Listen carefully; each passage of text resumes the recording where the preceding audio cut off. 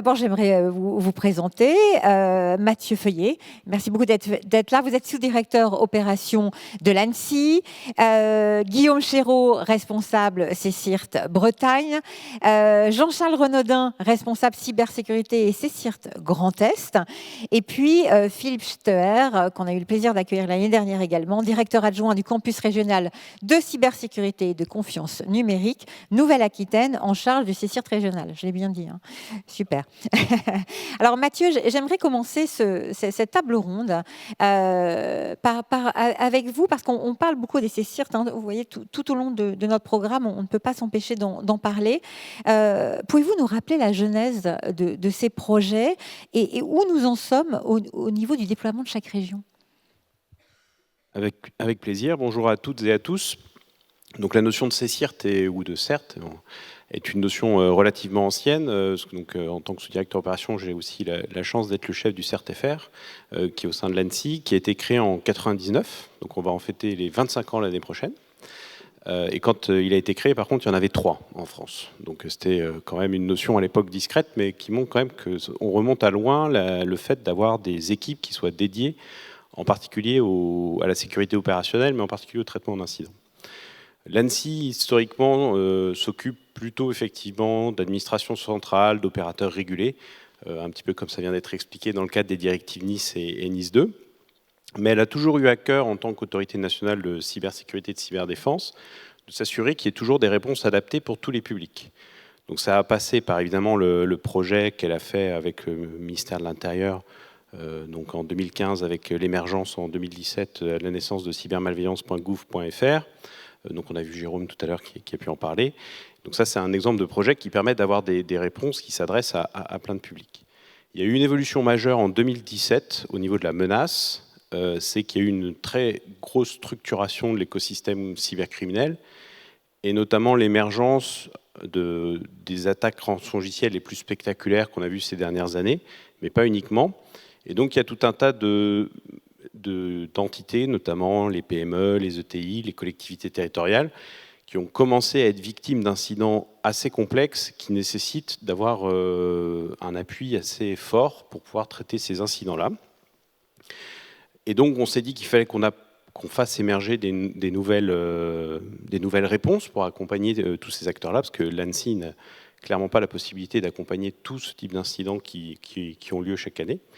Et donc on a profité du plan de relance qui a été initié par le gouvernement dans le cadre de la crise sanitaire pour proposer un partenariat aux régions, donc en apportant une part du financement.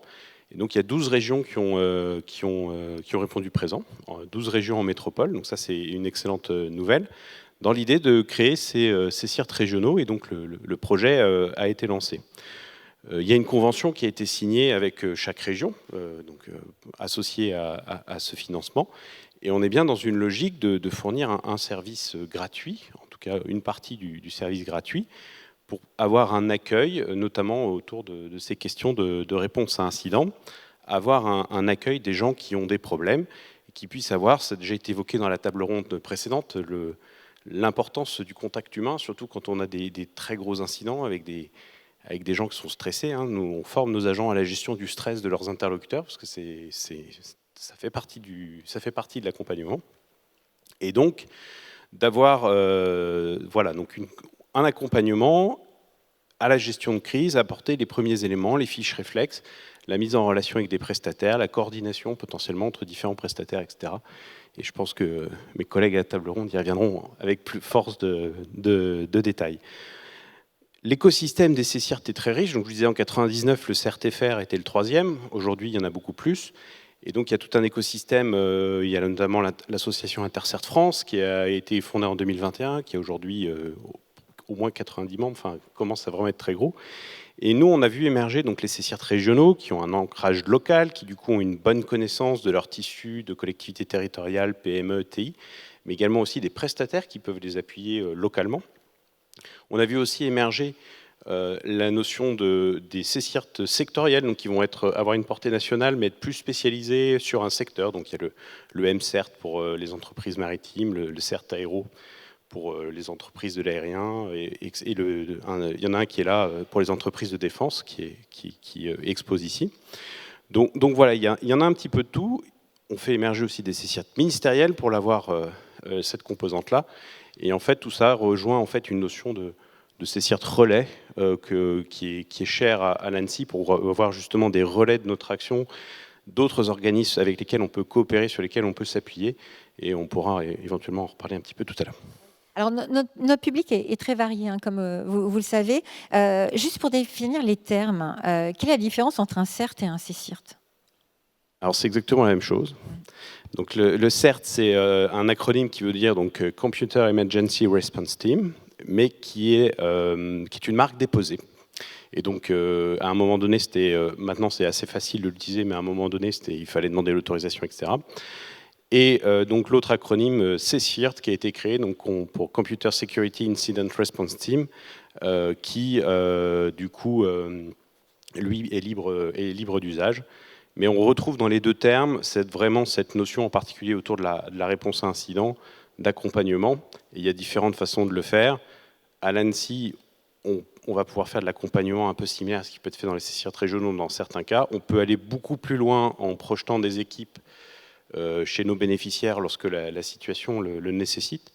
Mais je pense que c'est sans doute intéressant de voir avec d'autres qui puissent vous raconter leur quotidien, ce qui est plus intéressant. Et oui, parce que les approches peuvent être différentes. Alors justement, Philippe, il y a un an, vous étiez sur cette scène pour nous présenter le campus cyber Nouvelle-Aquitaine. Rappelez-nous vos missions, parce que Allô. Rappelez-nous vos missions, et puis en un an. Ouais.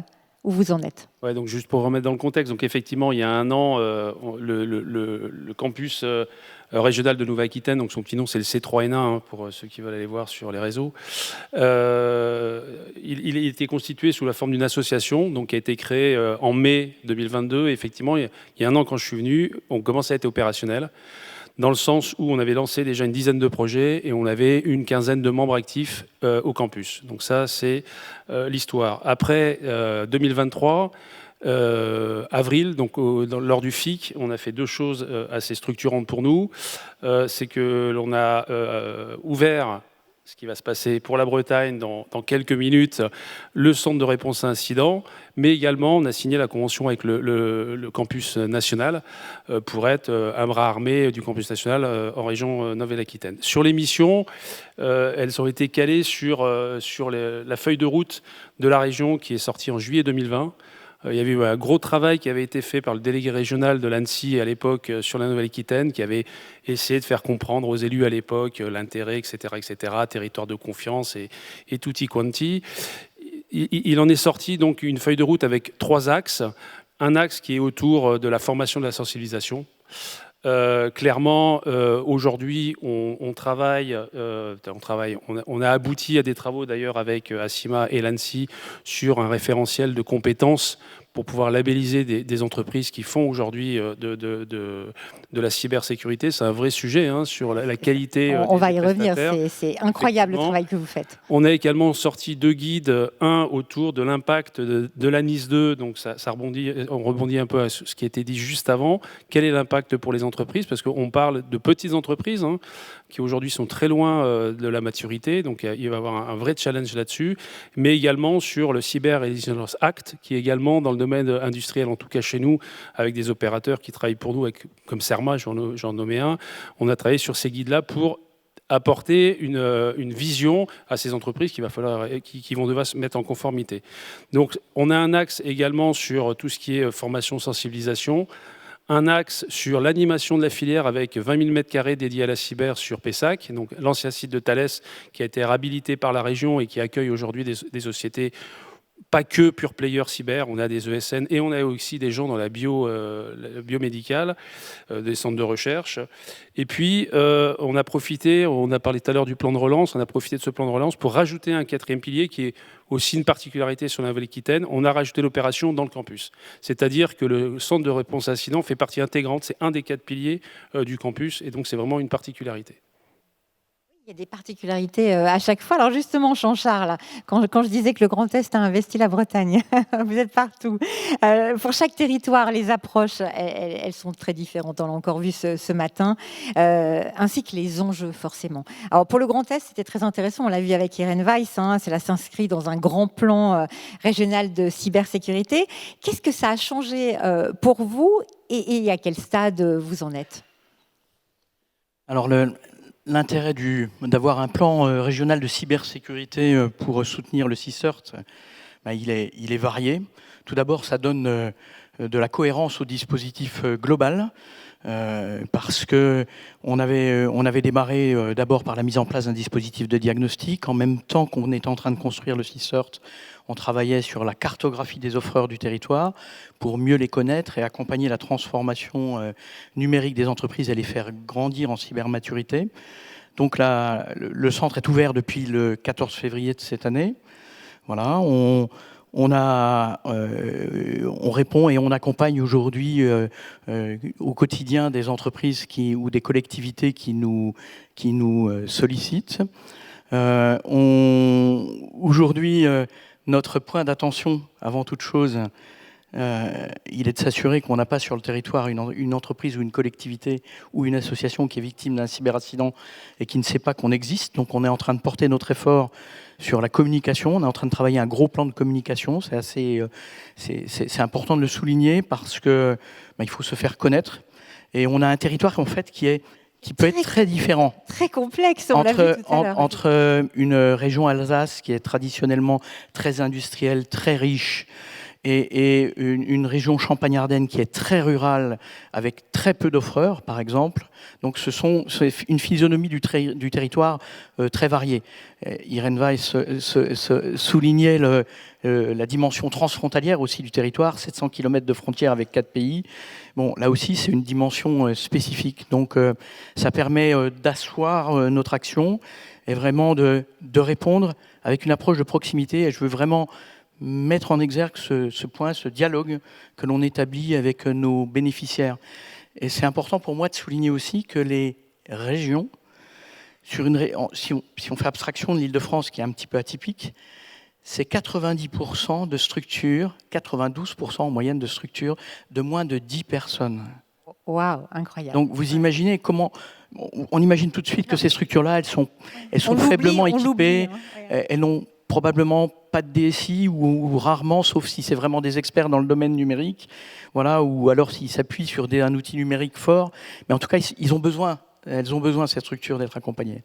Donc voilà, on est à ce stade-là, et prenant en compte justement cette particularité du territoire, on réfléchit, en plus du plan de communication, à des actions très concrètes. Alors ça rejoint un petit peu ce qui a été fait ce matin au niveau des collectivités, c'est de travailler des actions sur des séquences d'ateliers, sur l'analyse du risque, sur justement la protection des données. Comment justement apporter des réponses concrètes à des acteurs qui n'ont pas les compétences pour pouvoir répondre à cette cybermenace omniprésente. Voilà. On reviendra tout à l'heure, en tout cas, un travail exceptionnel. Guillaume, alors le grand jour, c'est aujourd'hui pour vous. 17h45, d'ailleurs, je surveille l'heure, on est au taquet sur le timing. Donc, c'est bien entendu le lancement du CICERT Bretagne. Mais les actions, elles sont bien entendu déjà lancées, entre autres, avec un baromètre que vous avez mis en place auprès de 2000 entités. C'est bien ça sur le territoire. Quels éléments ressortent finalement déjà des attentes des CICERT ? Ah oui, on a interrogé effectivement 2000 entités, mais alors, malheureusement tout le monde n'a pas répondu, donc on a quand même 400 réponses, donc plutôt intéressant. Donc à la fois des collectivités locales, des entreprises, des associations, donc vraiment qui couvrent l'ensemble du spectre du CICERT. Ce qui en ressort, c'est que effectivement, ça ne surprendra pas les sachants de l'ANSSI, malheureusement le niveau de sécurité moyen, et notamment plus on descend en taille d'entité, est entre guillemets moyen, voire insuffisant. Et donc effectivement, il y a un chantier de fond qui est de de travailler à la sécurisation de ces acteurs-là. Pour résumer, ce qui ressort, c'est qu'on va dire l'hygiène fondamentale, les briques vraiment de base, les antivirus, etc. Bon, ça c'est quand même plutôt bien déployé, la protection de la messagerie. Par contre, dès qu'on est sur des sujets qui justement par exemple, permettent de répondre à la menace rançongiciel, les sauvegardes hors ligne, l'authentification multifacteur, etc. Là tout de suite on voit que les EDR, etc. Là on voit que le niveau de déploiement est malheureusement beaucoup plus faible. Et donc voilà un peu la photo générale. Donc nous, les conclusions qu'on en a tirées, et puis et surtout on leur a posé la question, avez-vous déjà subi des incidents? Ça c'est évidemment la question la plus importante. Et quand même plus de 36% des répondants, donc d'ailleurs je pense de manière assez transparente et on les remercie, ont déclaré avoir subi un incident, alors qui n'était pas toujours très grave. Sur ces 36%, il y en avait un quart qui étaient des incidents graves. Et dans 45% des cas, ça je pense que ça surprendra personne, donc l'incident était un rançongiciel, donc c'est la première cause de cyberattaque sur l'échantillon qu'on a recueilli. Alors, nos régions n'ont pas de frontières. Philippe, Jean-Charles, forcément, on peut avoir une entreprise qui est attaquée et puis avoir un prestataire dans une autre région. Ça vous est arrivé justement récemment. C'est un cas d'école, mais vous connaissez bien. Alors, comment vous avez travaillé ensemble sur ce cas ? Alors effectivement, il n'y a pas de frontières, encore moins, et on se pose vraiment des questions entre régions, sur quand il va y avoir un incident, on se pose la question avec les Pays de la Loire, on se pose la question avec l'Occitanie, ça serait dommage de faire déplacer un partenaire qui est juste à côté parce qu'il est dans une autre région. Donc c'est un travail de fond qu'on fait aujourd'hui grâce à l'ANSSI, puisqu'en fait, il faut savoir quand même qu'il y a une organisation qui a été mise en place par l'ANSSI, un COTEC tous les 15 jours, où chaque CSIRT participe, et ça nous permet d'échanger. Sur la partie complètement opérationnelle, en fait, on a mis le focus, je ne l'ai pas dit, mais on a mis le focus aujourd'hui sur la détection, l'anticipation plutôt que la réaction. Donc on a au jour d'aujourd'hui 130 tickets, plus de la moitié maintenant sont des tickets, en fait, on émet de la matière. C'est-à-dire que ce n'est pas des gens qui nous appellent pour nous dire j'ai été attaqué, mais on les appelle pour leur dire soit ils sont vulnérables, soit il y a leurs données qui sont sur Internet, soit ils sont malheureusement affichés sur les murs des cybercriminels. Donc dans ce cadre-là, on a un partenaire qui est au campus, qui a été appelé parce que, en fait, dans le cadre de France Relance, il avait fait l'audit, le pen test pour cette société qui est du côté de Strasbourg. Et donc nous a appelé pour nous dire voilà, il y a une société qui s'est fait attaquer. Donc on a pris l'appel. On a pris la victime et rapidement, une fois qu'on a vu que la société était côté Grand Est, on a fourni les éléments à Jean-Charles et tes équipes pour qu'ils puissent traiter. En fait, on pense vraiment tous, je pense dans les CSIRT, que la proximité, c'est vraiment un gros avantage de la connaissance des partenaires, mais également parce qu'il y a une confiance qui est faite. Je vois bien aujourd'hui, il faut savoir que sur la Nouvelle-Aquitaine, on a aussi une grande région, désolé, mais on a aussi une grande région, on a 12 départements et on a aussi une hétérogénéité sur le territoire entre la Gironde, l'aéronautique et la Creuse. Vous vous rendez bien compte qu'il y a aussi une petite différence. Et donc, on a mis en place un système de ce qu'on appelait des centres de ressources cyber sur le territoire. On en a déjà 4 qui sont opérationnels et c'est des gens qui souvent sont eux-mêmes appelés. C'est parce que c'est une CCI qui connaît les entreprises. L'entreprise a plutôt confiance dans des gens qu'elle connaît, donc elle va appeler cette CCI qui va pouvoir faire déjà des premières analyses. Donc aujourd'hui, on en voit, comme je vous l'ai dit, plus de la moitié des événements que l'on trouve. Parce que quand je fais de la veille, moi mon mot-clé c'est la France. Et la France ne s'arrête pas à la Nouvelle-Aquitaine, enfin je pense. Et donc du coup, quand j'ai de l'information, je l'envoie aux autres CSIRT pour action. Ou d'ailleurs, vous en avez parlé tout à l'heure, sur les certes verticaux, si c'est un hôpital, etc. etc. Voilà. Et alors justement, je voudrais compléter aussi ce que dit Philippe, et ça rejoint aussi ce que disait Mathieu en introduction. Finalement, on fait tous partie d'un écosystème qui traite du même sujet. On interagit, on se connaît mieux, on connaît les CSIRT sectoriels. Et puis l'important dans tout ça, c'est que ce soit simple pour la victime. Donc nous, j'aime bien assez cette image, dire qu'on agit en tant que CSIRT un petit peu comme poste-tri des urgences, si on fait la similitude avec le domaine de la santé, pour dire, ok, vous vous adressez à nous parce que vous avez un problème. Et on ne vous laisse pas sur le bord de la route parce que vous êtes en danger. Donc on analyse votre problème. Si c'est à nous de le traiter, on le prend à notre niveau. Si vous dépendez d'un domaine sectoriel parce que vous êtes un hôpital, organisme régulé, on va vous diriger vers le CER Santé ou vers l'ANSSI selon la nature de l'incident. Si c'est le domaine aéronautique, et on va l'orienter vers le domaine aéronautique, idem pour les entreprises de la BITD, vers le CERT, entreprise de défense. Donc c'est ça l'intérêt, et ça ne doit pas être la problématique de la victime, c'est à nous de réorienter s'il le faut, et on est dans cette approche-là. Et la chance que l'on a, et c'est vrai, merci, c'est d'avoir cette dynamique qui est entretenue par l'ANSSI et qui fait qu'on se voit, qu'on échange et qu'on continue à mieux se connaître et à avancer, à améliorer notre dispositif global. Alors, j'aimerais qu'on revienne sur la notion de cybermaturité, parce que dans votre histoire professionnelle, Guillaume, vous avez accompagné beaucoup d'entreprises d'incidents cyber. Quelle est l'évolution quand même que vous faites en regardant un peu en arrière sur cette cybermaturité, et je vous demanderai aussi de rebondir, parce que il y a quand même des choses positives, rassurez-nous, il y a de l'espoir par rapport à ce niveau qui augmente. Oui, non, effectivement. Alors, par exemple, dans le baromètre, il y a quand même une bonne surprise, c'est les sauvegardes en ligne. Je crois que de mémoire, c'était 75% des entités qui répondaient nous disaient avoir des sauvegardes en ligne. On a trouvé ce chiffre assez étonnant. Voilà, c'est pas 100%, mais 75%, c'est pas si mal que ça. Et donc, voilà, donc il y a des points de satisfaction. Globalement, la prise de conscience, elle est là, mais effectivement, dans une politique au quotidien, une DSI, effectivement, on peut avoir des difficultés à vouloir sécuriser parce que ça génère des problématiques opérationnelles ou de ressources humaines. Voilà. Alors sur les constats, malgré tout, moi, ce que je constate, et notamment dans les incidents récents que j'ai traités, c'est qu'on a un peu un sujet en ce moment, je ne sais pas si l'ANSSI pourra compléter là-dessus, mais qui est quand même la surface d'attaque des SI exposés sur Internet. Moi, dans tous les incidents que j'ai traités dans le cadre du CSIRT, à chaque fois, c'était des serveurs de messagerie mal sécurisés, que ce soit du Exchange ou du Zimbra. C'est important de le dire ici. Voilà, c'est important de le dire. Donc, si vous avez du doigt ça. Si vous avez un serveur Exchange, s'il vous plaît, corrigez les failles connues. Ça vous évitera de vous exposer à des attaques. Voilà, et donc à chaque fois, c'est des attaques quand même assez graves. Donc là, je pense qu'il y a quand même un sujet. Alors c'est vrai que le nombre de vulnérabilités critiques, je crois, augmente assez très fortement, et donc ça génère du coup pour toutes les organisations un travail en conséquence proportionnel de mise à jour, mais c'est vraiment un sujet important, et donc pour moi c'est mon sujet d'attention. J'ai notamment, alors nous en Bretagne on a la chance d'avoir ce qu'on appelle un TLD géographique, le point BZH.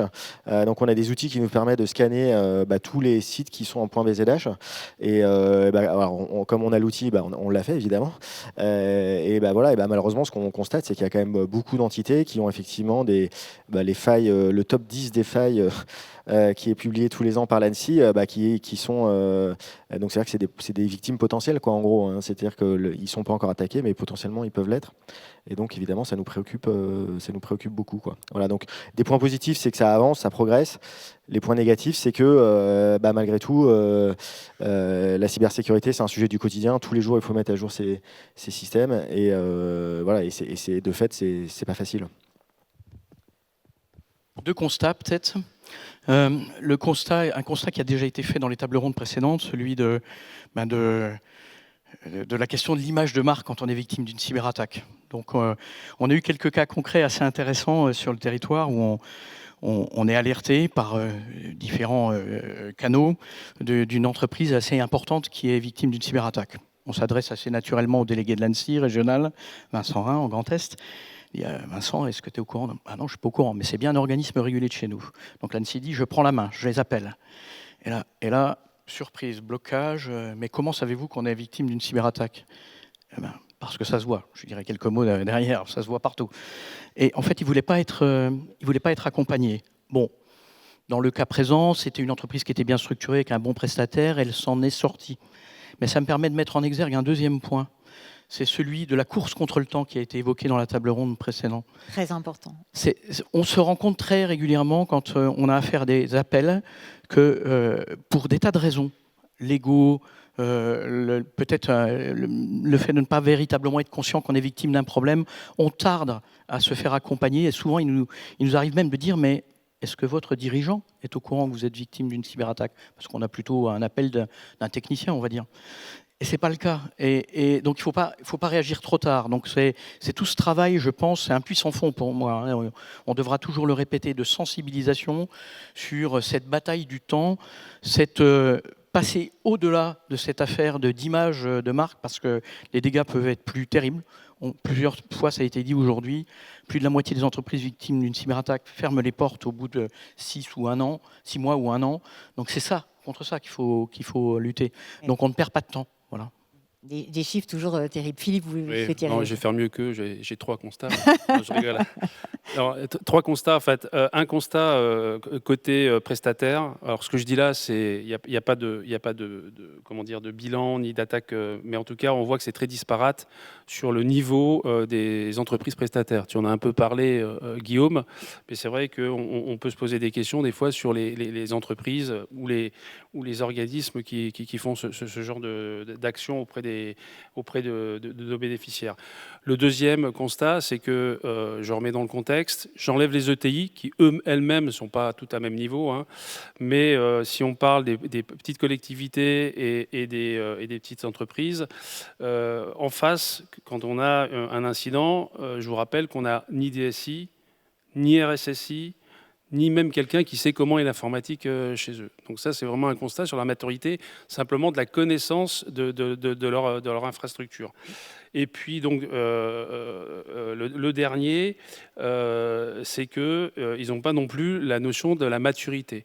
Donc, pour répondre à ces trois problèmes, en Nouvelle-Aquitaine, on a travaillé avec l'AFDOR, ACIMA et puis CFSSI sur un référentiel pour les prestataires labellisés cyber. Donc, on va pouvoir utiliser et on va pouvoir également mieux l'expliquer en utilisant le référentiel NIST pour expliquer, parce qu'un prestataire, une victime, elle ne sait pas non plus comment naviguer dans cet écosystème. Donc, une aide pour ces gens-là.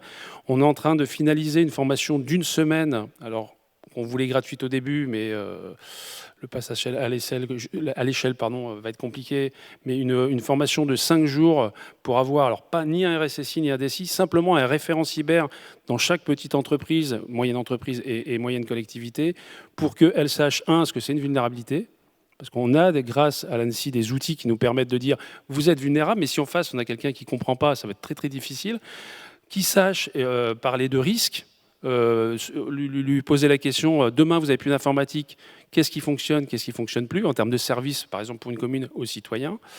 Et puis également, en cas de doute, en cas de besoin de conseil ou en cas d'attaque, malheureusement, elle sache qui appeler. Et donc, qui appeler, on va bien sûr nous mettre en avant les CSIRT, mais pour être en gros l'aiguilleur, c'est ce que tu disais tout à l'heure. Et enfin, pour la maturité, pour le dernier point, il y a un travail qui a été fait avec la région Nouvelle-Aquitaine et l'ANSSI, et en particulier Martin Véron, qui est le délégué régional sur la Nouvelle-Aquitaine et qui a porté ce projet, qui donne naissance aujourd'hui à un produit qui s'appelle Mon Aide Cyber et qui permet gratuitement d'avoir une vision de sa maturité. Donc on en a fait une centaine sur la Nouvelle-Aquitaine, puisqu'on a été expérimentateur de ce sujet. On pensait être à une note, alors c'est sur 5, on pensait être à une note à 2,5. Clairement, on est largement en dessous. Largement en dessous. Donc il y a un vrai travail. Ce qu'il faut savoir, c'est que c'est à peu près 53 questions, on va en rajouter, mais aujourd'hui c'est à peu près ça. Et surtout, le gros intérêt, c'est qu'au final, il y a une dizaine, alors, entre 5 et 10 recommandations qui permettent aux petites entreprises et aux collectivités d'avoir une feuille de route qu'ils vont pouvoir adresser. Et là, se posera la question, est-ce qu'il y a l'offre en face qui répond avec le budget qu'ils ont ? Avec le budget qu'ils ont, hein, parce que moi j'ai des entreprises qui me disent, mais vu le tarif pour me faire de la réponse incident, je fais rien.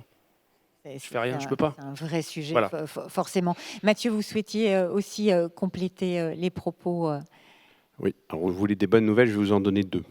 Je veux bien. Alors, la première bonne nouvelle, c'est que la menace qui vise la plupart des acteurs, c'est la menace cybercriminelle, qui est une menace opportuniste. Donc, c'est des gens qui ont un modèle économique et qui vont aller chercher au plus facile. On a une petite analogie que j'aime bien, qui est de dire, en matière de cybercriminalité, c'est comme quand vous êtes poursuivi par un lion. L'objectif n'est pas de courir plus vite que le lion, l'objectif est de courir plus vite que quelqu'un d'autre.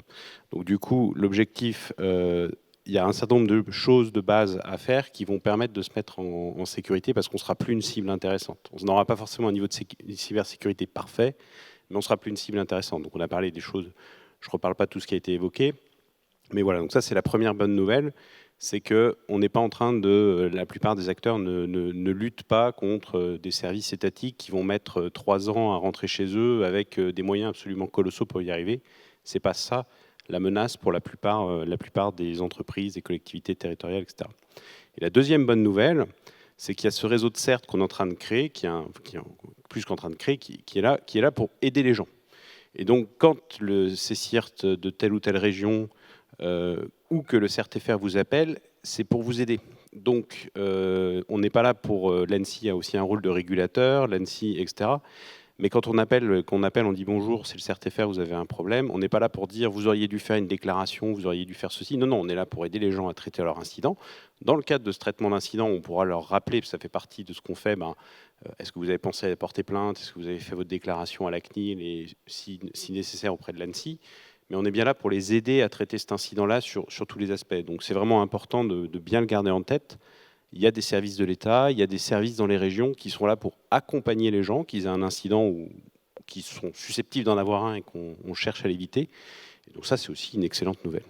Et c'est important de le rappeler, parce qu'on l'a vu sur la table ronde précédente, certains DPO, on n'ose pas appeler la CNIL. Donc c'est la même démarche, on a peur par rapport à ce qui pourrait advenir. Alors j'aime bien votre histoire du lion, parce que généralement on prend l'analogie avec les cambriolages. On se dit, moi je mets une caméra de surveillance, donc ils vont aller sur la maison d'à côté. L'impact du lion est quand même beaucoup plus fort. Je reprendrai cet exemple. Alors à tous, on l'a vu, il y a une belle complicité entre vous. Il y a une étroite collaboration. Tous les 15 jours, vous êtes en réunion. Alors, quels sont les points de vigilance, d'attention que vous partagez lors de ces réunions? Dites-nous tout. Alors d'abord, en général, on fait toujours un petit rapport à notre actualité et à la partie opérationnelle. Donc on parle de plein de sujets. Dans les sujets du moment, il y a des sujets liés aux procédures de dépôt de plainte et d'accompagnement des entreprises. Il y a pour l'ensemble du dispositif, l'amélioration de notre dispositif, comment toutes les bonnes pratiques, on s'écoute, je peux vous dire, j'écoute attentivement ce que dit Philippe, ils ont une profondeur avec leur projet de campus cyber qui est né il y a plus longtemps, et donc c'est très intéressant de voir ces outillages-là, les parcours des uns et des autres, qui apportent à chaque fois des idées nouvelles sur des outils à mettre en place, des process à mettre en place, des attentions sur des ressentis. Voilà. Un petit élément assez intéressant, on en était arrivé ces derniers temps à s'interroger sur, mais finalement, le nombre d'appels, c'est une chose, mais qu'est-ce que c'est un appel? En fait, on en est arrivé à ce constat en Grand Est, c'est que finalement, les appels les plus complexes, c'est-à-dire pour une attaque complexe, c'est les plus simples à traiter. Parce que très rapidement, on bascule assez vite dans une assistance et c'est simple. Et en fait, le véritable challenge pour nous à relever, c'est pour les petits. Parce qu'il faut dialoguer avec eux, il faut comprendre.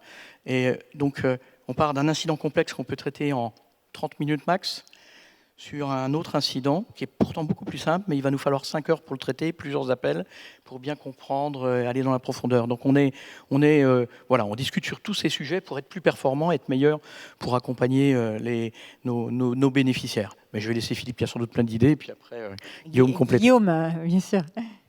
Oui, j'ai pas plus d'idées, mais en tout cas, effectivement. Comment ça mais aujourd'hui c'est parfait. Enfin non, on a été. Enfin, ce qu'on oublie de dire, c'est que au-delà du million qui a été fourni dans le cadre du plan de relance aux régions qui ont dit OK, on y va, on a eu quand même la chance de bénéficier de 40 jours d'incubation que l'ANSSI a organisé, qui nous a permis de voir tout l'écosystème, parce qu'on n'est pas tous... Alors moi, j'avais mis en place le CERT-La-Poche, j'avais un petit peu d'expérience, mais ce n'était pas le cas de tout le monde. Ça permet de voir aussi l'écosystème. Ça permet de voir les forces de l'ordre, puisqu'en fait, on a un vrai sujet. On parle du dépôt de plainte, mais moi, j'ai des cas concrets où la personne me dit « Moi, je ne veux pas aller à la gendarmerie. » Donc, il y a eu des choses qui ont évolué. Maintenant, il y a ma sécurité qui permet de choisir soit police, soit gendarmerie. Bon, après, ça va revenir dans le bon giron. Mais en tout cas, sur le point d'entrée, on a une latitude pour le dépôt de plainte. On a effectivement ce COTEC tous les 15 jours, mais on a également un point, ce qu'on appelle le point situation, avec le bureau opérationnel sur les incidents. Et là, on rentre dans le concret. Donc la suite logique, ça serait pouvoir faire des échanges des indices de compromission, de pouvoir de voir un vrai travail d'échange. Et donc c'est toutes ces réunions qu'on a ensemble qui nous permettent de réfléchir à ça, même si les modèles sont complètement différents. Et c'est vrai que les modèles sont différents. Le rattachement lancement des CSIR dans les régions, je pense qu'il n'y a pas de modèle identique. C'est soit auprès d'une agence qui est existante, l'informatique est déjà gérée par ailleurs, j'utilise déjà un centre d'appel, jusqu'à ceux qui ont complètement externalisé. Il y a 2 régions qui ont externalisé le centre d'appel. Donc les choix étaient complètement différents. On a quand même commencé dès le début, sur les premières réunions, donc lors de l'incubation, donc dès lors de l'incubation, de se poser la question. On avait la chance d'avoir la Normandie qui avait essuyé quelques écueils. Un numéro de téléphone très proche d'un prestataire de support informatique d'une grande marque. Donc, ils ont eu quelques appels au début en disant « j'ai un problème de mot de passe », ils ne comprenaient pas. Donc, c'est dur à dire, mais c'est des bonnes expériences pour nous. On a mutualisé l'outil de réponse aux incidents. Donc, nous, par exemple, on utilise le même qu'eux. Ils nous ont mis à disposition les développements qu'ils avaient déjà fait. Il y a une vraie volonté de travailler ensemble. L'ANSSI nous aide également, parce que je rappelle que l'ANSSI met à disposition des collectivités des outils quand même très intéressants sur la maturité, sur leur AD et également sur leur présence sur Internet. Et donc, l'idée, vraiment, c'est d'aller beaucoup plus loin là-dessus. Et puis, surtout de pas que tout le monde ne fasse pas la même chose, quoi. On va perdre tous du temps, on va le faire avec nos petits moyens. Je rappelle qu'on n'est pas... moi, aujourd'hui, à Nouvelle-Aquitaine, on a réussi, ce que je disais à M. Kirchner, on a réussi à sanctuariser pour 2024 un budget d'à peu près 700 000 euros. La suite n'est pas aussi évidente. Donc, il va falloir aussi trouver un modèle économique et puis pas se disperser. On a lancé beaucoup de projets, on a été ambitieux. Aujourd'hui, on est arrivé à la phase où on a validé que les projets, il y a un vrai besoin. Comment je passe à l'échelle si je n'ai pas de financement ? Alors Mathieu, j'aimerais qu'on aborde un dernier point avant de laisser la parole à la salle. J'espère que vous avez des questions, c'est votre moment à vous bientôt. Mathieu, face à toutes ces remontées d'informations, on pense plus particulièrement aux petites entreprises, aux petites communes qui n'ont pas toujours les moyens de faire face. À l'heure actuelle, pourriez-vous nous rappeler ce qui est gratuit et ce qui est payant dans l'accompagnement des CSIRT pour que ce soit clair pour tous? Alors, ce qui est gratuit, c'est vraiment la réception de l'appel, la prise en compte, le service d'aiguillage qui a été décrit tout à l'heure, c'est-à-dire vraiment dire voilà, quel est votre problème, la transmission de premières fiches réflexes. Ah, vous avez tel problème, voilà les premières actions que vous allez pouvoir prendre, etc. La mise en relation avec un ou plusieurs prestataires, parce qu'un incident un peu compliqué, on peut avoir besoin de plusieurs entreprises avec des compétences différentes. Donc c'est vraiment cette mission-là où nous, côté ANSSI, on insiste pour qu'elle soit vraiment gratuite, parce que si vous êtes victime de quelque chose, vous êtes stressé et que la première chose qu'on vous demande, c'est votre numéro de carte bleue, bon, ça ressemble presque à une nouvelle escroquerie. Donc voilà, donc du coup, non, on n'est pas du tout dans cette démarche-là. Il y a vraiment ça. Après, nous, ANSSI, on est en train de voir comment, avec les CSIRT, s'appuyer sur eux. Donc là, on a entendu parler de services automatisés, de vulnérabilité, etc., pour voir comment on peut s'appuyer sur tout cet écosystème, que ce soit les CSIRT régionaux, les CSIRT sectoriels, ce que j'ai appelé tout à l'heure les CSIRT relais, pour pouvoir s'appuyer et trouver donc le bon modèle. Et au-delà, après, évidemment, et ça, c'est ce qu'on voit foisonner dans la communauté des CSIRT régionaux, et c'est très chouette, il y a plein d'autres services qui peuvent effectivement être payants, services de formation, de sensibilisation, d'audit, pour aller plus loin, mais qui sont des composantes essentielles et où, du coup, le CSIRT régional a une plus-value forte en adaptant l'offre vraiment à l'écosystème. On entendait parler des spécificités des régions en termes d'acteurs présents sur les territoires, etc. Et donc, c'est très important d'avoir des offres qui soient spécifiques, adaptées à l'écosystème. Alors, juste un petit commentaire en complément, parce que c'est vrai que, en ce qui concerne le Grand Est, par exemple, 80% des tickets qui ont été déposés, seulement 80% des tickets qui ont été déposés, plus exactement à l'inverse, 20% seulement des tickets déposés correspondaient à des cyberattaques. Et les 80 autres % finalement correspondaient à des besoins en conseil, en sollicitation. Donc on est à la poignée d'éventail pour rediriger vers d'autres dispositifs régionaux de diagnostic, de mise en relation avec des offreurs. Donc ça, c'est un rôle assez important des CSIRT qui n'est pas finalement dans la réponse aux cyberattaques, mais c'est voilà, je vous relais, je vous renvoie vers des acteurs du territoire ou des acteurs nationaux qui vont vous accompagner. Oui, c'était important d'avoir cet éclairage de compréhension. J'espère que ça vous a aidé. Alors, très rapidement, j'aimerais que vous répondiez à une question qui est importante, parce qu'il y a probablement des toutes petites communes dans la salle.